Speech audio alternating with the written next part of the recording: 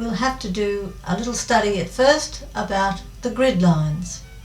Understanding the penmanship grid allows you to form your letters consistently. The sloping guidelines guide your strokes, keeping your letters parallel and uniform, resulting in a harmonious visual effect. The guidelines divide into 3 equal sections. This is called writing in the thirds. The red line is the line from which all the letters hang. It's also the line along which the eye travels to decipher writing.